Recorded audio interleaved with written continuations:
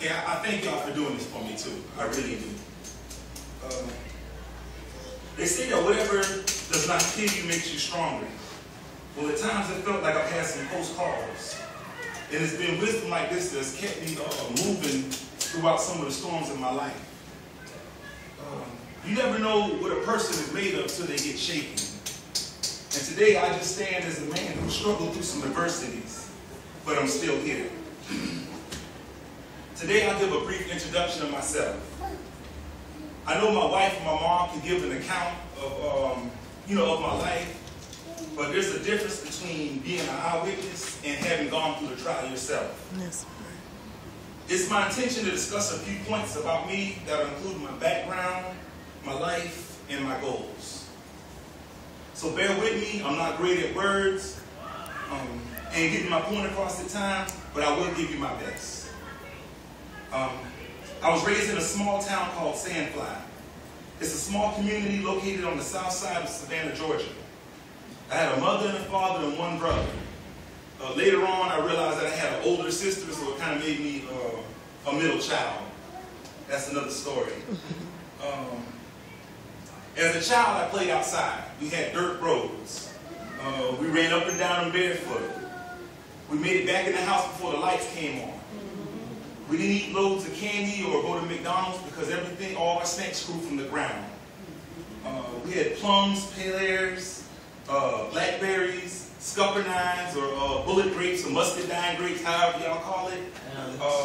And because we were on the coastline, we also would go crabbing and catch fish and stuff. And that's and we had sweetgrass. I don't know, but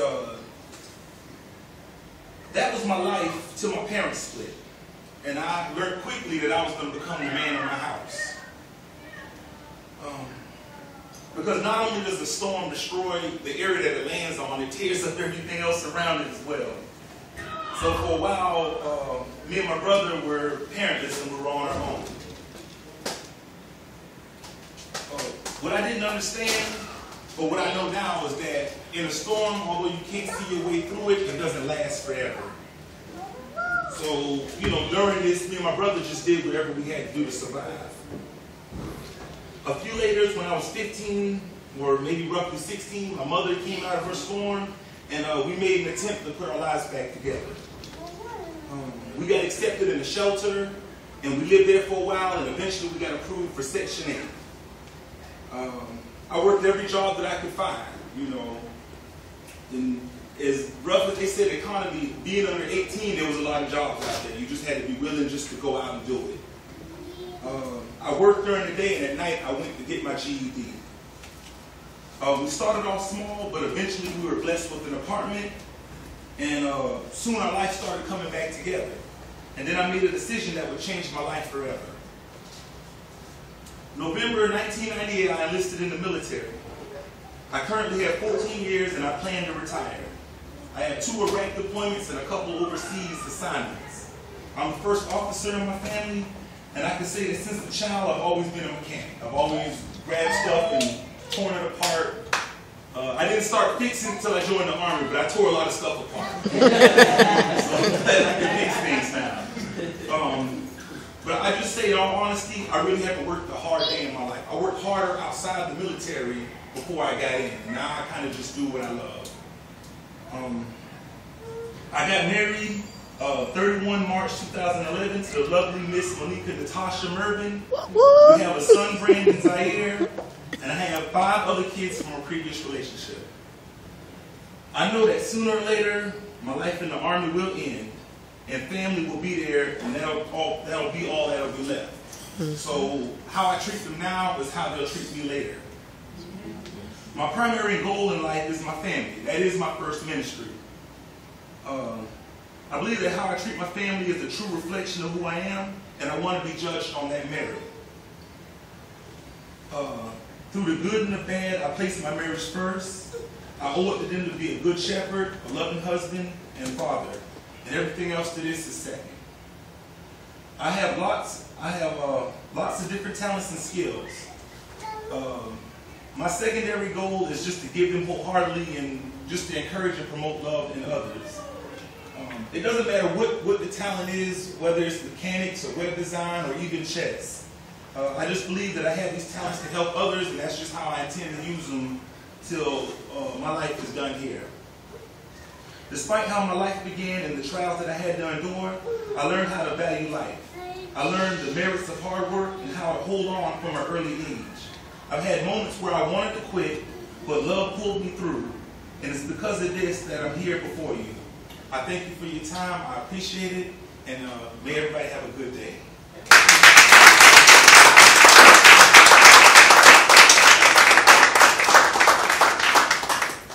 That was wonderful. You did a good job. Thank you. Just quit shaking. I pray for your cake in that class.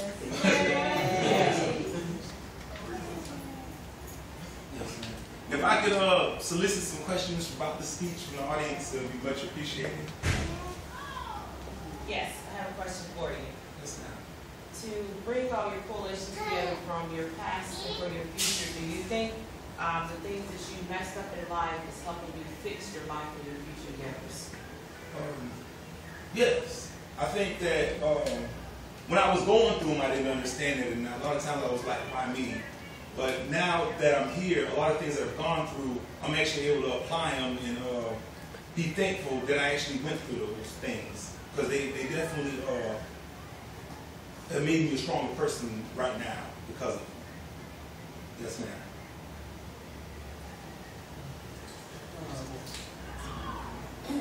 My question is, you said your parents, they split apart.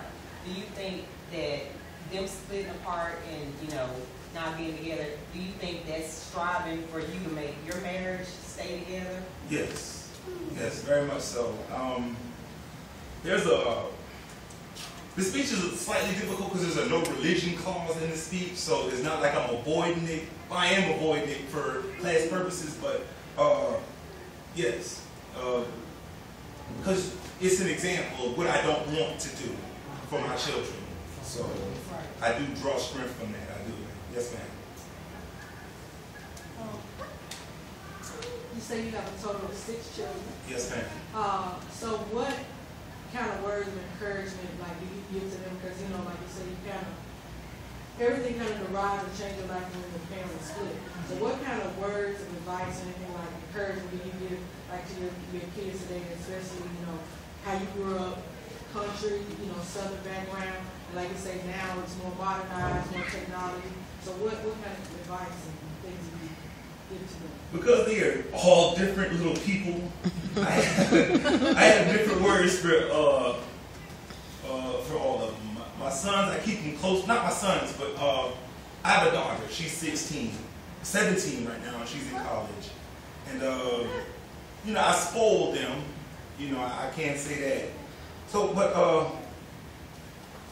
one thing I do tell them to, I try to tell them to stay prayed up for one. There we go. But hard work, you know, and the values and merits of hard work. I do talk about that a lot. That you can't expect the world to give you anything. You have to go out and you have to earn it. Mm-hmm. And it's, you know, some conflicting views because on one side they kind of feel that things are supposed to be given to them. Mm-hmm. And then you got my view where everything that I've ever gotten, I had to go out and earn it. So I do that. If I don't tell them anything else, I tell them the merits of hard work. Mm-hmm. Yes, ma'am.